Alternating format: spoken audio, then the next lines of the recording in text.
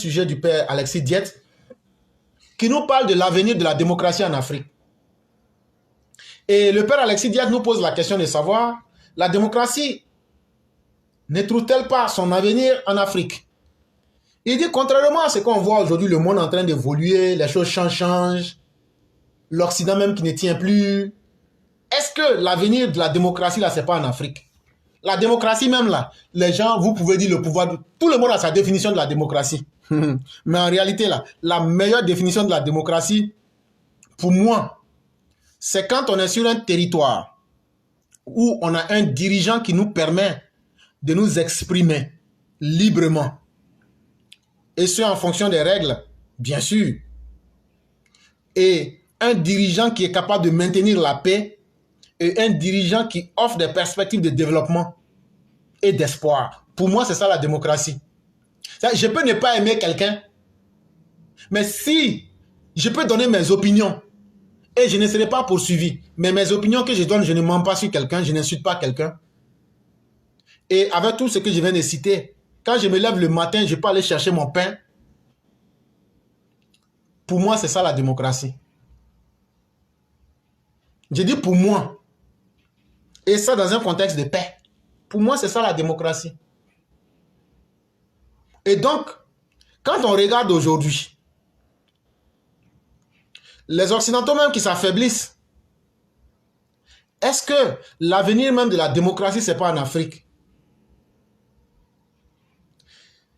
Il appartiendra aux démocrates africains de sauvegarder et de régénérer la démocratie après que l'Occident aura échoué dans cette tâche en cette deuxième mondialisation. Et donc, ce que le père Alexis Diet nous dit ici, si nous autres Africains sommes intelligents, on a une chance historique, c'est qu'on a vu les limites de ceux qui disent avoir apporté la démocratie dans le monde. Aujourd'hui, on a vu leurs limites. Est-ce qu'on ne pouvait pas profiter de leurs limites pour essayer de nous projeter et de montrer au monde que nous avons quelque chose de mieux que nous pouvons apporter à partir de ce que les autres nous ont donné, ou même de là où ils ont laissé tout au moins. En dépit de la résilience de l'autocratie et des dictatures militaires, les démocraties africaines de conviction sont une classe sociale et politique concrètement existante sur le continent. Il dit que, contrairement à ce que beaucoup pensent, la démocratie, ce ne sont pas les grands mots, les grandes théories. Mais la démocratie, c'est quand les couches sociales, ou bien même certaines parties de la population, se lèvent pour dire, nous n'accepterons pas les coups d'État, nous n'accepterons pas les dictatures, nous n'accepterons pas qu'on nous impose des idées qui ne marchent pas chez nous. C'est ça aussi la démocratie. Moi, par exemple, depuis toujours, j'ai dit, je ne suis pas d'accord qu'on juge un dirigeant sur le nombre de mandats. Depuis très longtemps, depuis qu'Alassane n'est pas au pouvoir, hein, j'ai dit, il faut toujours juger un dirigeant sur son efficacité. Est-ce qu'il a été efficace? Et le sanctionner en fonction d'eux. Mais quand vous dites, comme la personne là travaille, mais ça fait 5 ans, il faut quitter. Mathieu Kérékou au Bénin, dans les années 90, c'est à partir de ces expériences-là qu'on a compris. Quand Nissophore Soglo est venu au pouvoir, juste parce qu'il fallait faire de l'alternance, on a compris que ça ne marcherait pas forcément. Et donc, c'est souvent et en général sur la base des expériences vécues, des expériences pragmatiques.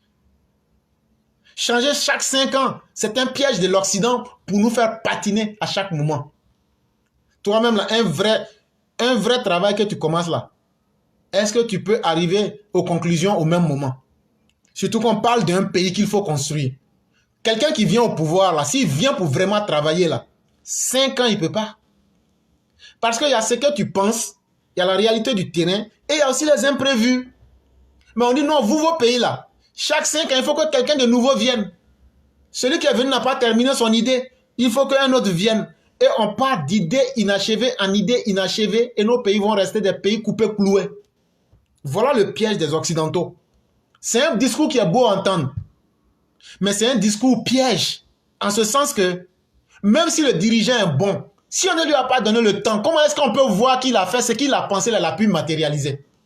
Si aujourd'hui, là, eux, les Occidentaux, eux, ils ont pu atteindre ce niveau de développement, là. Chez eux, on ne parlait pas d'élection, on parlait d'abord de royauté. Et ils ont fait ça pendant des siècles et des siècles. Et quand ils ont fini de construire leur pays, que maintenant les défis politiques sont dans l'ordre du cosmétique. Ça veut dire, en l'Occident que vous voyez là, ils sont dans leur décadence. Ils ne peuvent plus rien faire. En termes de réflexion, en termes de propositions nouvelles, Mère Blanc est là. Elle pourra témoigner avec moi que la meilleure manière et la meilleure période qui a permis à l'Occident de se développer, c'est le siècle des Lumières, où il y avait un foisonnement comment je vais appeler, de la culture intellectuelle dans tous les domaines. Dans tous les domaines. Mais après, là, quand tu arrives à ton niveau le plus haut, tu ne peux plus rien faire. Et donc là, eux là, ils ont profité de tout ça pour construire leur société. Maintenant, une société qui est achevée dans son développement, quand tu prends les idées de cette société, que tu viens imposer à un continent qui n'a même pas encore décollé, comment tu veux que cela marche? C'est comme si on prend un enfant, on dit comme tu es déjà né, tu es sur la terre des hommes là, au nom de la loi de la pesanteur, il faut commencer à marcher en même temps. Bébé qui est né à la maternité là, on dit comme c'est la loi de la pesanteur qui est sur la terre là, on ne va pas te mettre dans les petits trucs qu'on pousse là, hein. On dit il faut commencer à marcher comme tous les êtres humains. La vie ne se passe pas comme ça. Mais c'est fait exprès pour essayer de nous piéger et de nous faire patiner à chaque fois. Chaque 5 ans, celui qui est là est frustré, je n'ai pas pu finir mes idées. Pourquoi vous voulez m'enlever? Donc ça lui permet de dire je ne quitte pas tant que je ne fais pas mes idées là. Si la personne a de bonne foi, bien sûr, elle va se dire quoi? Mais finalement, on m'a piégé. Et donc, les Africains devraient être capables, aujourd'hui, selon ce que le père est en train de dire, de montrer à l'Occident que nous pouvons nous assumer en termes de réflexion politique intellectuelle et proposer une nouvelle alternative. L'homme africain n'est pas vide. Contrairement à ce qu'on voudrait faire croire, la démocratie même vient de l'Afrique. Et M. Koulibaly pourra vous témoigner de cela ici. Allez dans nos villages. Je prends n'importe quelle culture africaine. Quand tu vas, c'est quand on te montre au grand jour là, le chef du village, le chef des cantons, mais ce n'est pas eux seuls qui prennent les décisions. Hein. Ça aussi là, je dis n'importe quelle culture africaine. On leur donne simplement le respect en tant que des aînés. Mais en dessous des aînés là, il y a la couche des jeunes, il y a la corporation des femmes, il y a la corporation des sages. On consulte tout cela. Et la décision, on les écoute. Et on fait une somme et une synthèse. Et puis on envoie maintenant ceux qui sont au grand jour pour leur dire voilà ce que le chef ou même les gens ont décidé. Voilà comment les choses se passent. Est-ce qu'il peut y avoir une démocratie plus grande que ça? C'est un exemple que je prends comme ça. Mais tellement les gens ont réussi à nous imposer que nous-mêmes là, nous ne valons rien. Or, comme on ne vaut rien, c'est parce qu'on n'a rien à l'intérieur de nous-mêmes. Donc, on écoute les autres et puis on les suit. Ce sont ces idiots-là que vous parlez, que vous voyez en train de parler de panafricanisme. Mais quelqu'un qui est en Afrique, qui vit toujours les réalités de l'Afrique, est-ce que quelqu'un peut être plus... Parce qu'eux-mêmes, ils sont condamnés à être des panafricains parce qu'ils le sont. Parce que c'est eux qui vivent la réalité en Afrique.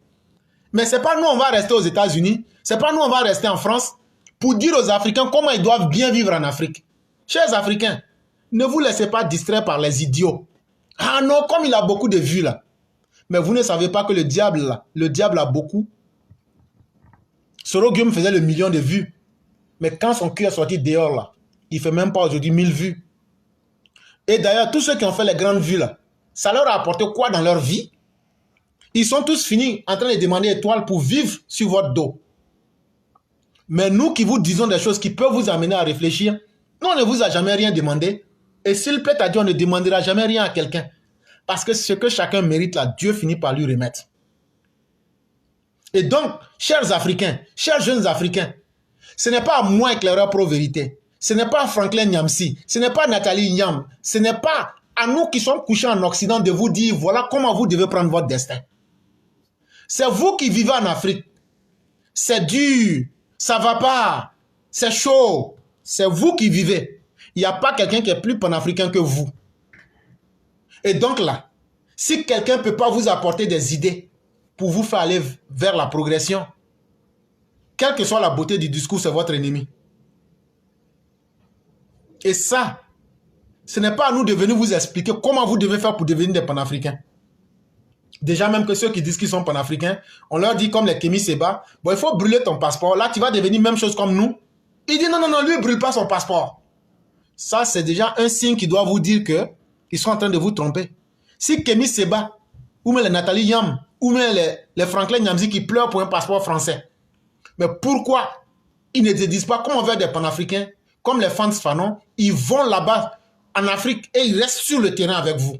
Normalement, les Nathalie Yam, les Franklin Nyamsi, les autres, devraient être au Mali, au Burkina et au Niger. Là, quand c'est comme ça, on dit vraiment, ils ont joint l'acte à la parole. Mais vous tous qui dites que vous êtes des panafricains, vous avez été trahis. Et chaque fois qu'il y a des malheurs là, c'est vous seuls qui vivez ça. Mais Alassane Ouattara, qui n'est pas un panafricain là, qui pouvait vivre confortablement sa vie, lui dit, je vais venir pour apporter ce que j'ai appris. Et donc à vous-même de juger. Que chacun demande aux dirigeants actuels de son pays d'apporter quelque chose de plus au pays. Et ceux qui pourront le faire, c'est eux les panafricains. Mais ceux qui ne pourront rien apporter là, ce sont des gens qui sont là pour vous perdre le temps, qui se cachent derrière des fausses idées pour ne rien vous apporter. Et donc, chers Africains, ça dépendra de notre continent et de nous-mêmes de décider de ce que nous voulons donner à notre continent. Est-ce qu'on va continuer le reste du monde à nous dicter même notre manière de réfléchir? Le jour qu'on va s'assumer et qu'on comprendra que c'est par cette voie-là qu'on peut s'en sortir, vous verrez que les choses changeront. Et les exemples existent. Je vous ai déjà cité les mauvais exemples, mais les panafricains, il en existe beaucoup. Nelson Mandela en est un. Est-ce qu'il n'a pas réussi à transformer l'Afrique du Sud, même s'il faut reconnaître qu'après lui, des hommes peu glorieux ont dénaturé sa philosophie, mais au moins il a montré une voie. Alassane Ouattara aujourd'hui est en train de vous montrer une voie. Il ne fait pas de bruit, mais il est en train de montrer que la meilleure liberté commence par le travail. Et donc, mesdames et messieurs, on va s'arrêter là pour ne pas abuser de votre temps. Ça, c'était le direct d'aujourd'hui et puis hier. Hein. Donc, vous en avez eu plein dans les oreilles, parce que chaque fois, il faut se rattraper. Nous disons merci à ceux qui ont été suffisamment patients, qui nous ont suivis. Merci à ceux et celles qui continuent de nous faire confiance. Et on va toujours continuer ce combat-là pour que l'Afrique demeure en paix. Parce que moi, j'ai envie de prendre ma retraite en Afrique. Et je n'ai pas envie que je parte dans un pays autre que la Côte d'Ivoire. Donc, vous permettrez que nous puissions lutter pour la paix. Et pour que demain, quand je rentre au pays, je parte me reposer quelque part dans mon village. Parce qu'en réalité, nous les Ivoiriens, nous avons des villages et nous n'en avons pas que un. Soit tu as le village de ta maman, tu as le village de ton papa, etc., etc. Donc, on n'a pas intérêt à ce que ce pays-là brûle. Et donc, nous, les Ivoiriens, les vrais Ivoiriens, qui ne sont pas des Ivoiriens qui peuvent dire nos origines, c'est tant là. Ça ne veut pas dire qu'on renie nos origines. Tout le monde a une origine. Ben, je veux dire, quand tu nais, c'est que les règles de là où tu es né, si c'est aux États-Unis, c'est le droit des sols là. Tu n'as pas besoin que tes parents soient venus de l'Afrique. Tu es d'abord américain. Mais chez nous, en Côte d'Ivoire, on dit, il faut que l'un de tes parents soit ivoirien. Oh, il se trouve que nous-mêmes, nos parents, là, les deux, arrière-grands-parents, moi qui vous parle là, je peux vous prouver mon arrière-arrière-arrière-grand-père. Je peux vous faire sortir sa carte d'identité. Je dis bien mon arrière-arrière-arrière-grand-père. Donc là, moi là, je ne connais pas un autre pays. Donc là, je ne peux pas me permettre de me laisser distraire. Si toi tu es comme moi, et tu es différent de Camara Maïmouna, qui a ses origines au Mali, et tu verras bien donc qu'elle peut brûler la Côte d'Ivoire parce que c'est un jour qu'elle va repartir dans son Mali natal. Toi là, tu dois être capable de dire, même si je n'aime pas la Côte d'Ivoire, je vais prôner la paix pour que mon village ne brûle pas. Parce que quand la Côte d'Ivoire va brûler, ton village là, va brûler aussi. Et donc là, c'est pourquoi nous on sort pour dire, permettez que la Côte d'Ivoire puisse vivre pour qu'un jour nous on puisse aller là-bas pour prendre notre retraite. Dans la vie là, chacun se bat pour quelque chose. Et ça, nous allons réussir ce combat là. Et merci à tous ceux qui participent. Merci à tous ceux qui apportent quelque chose.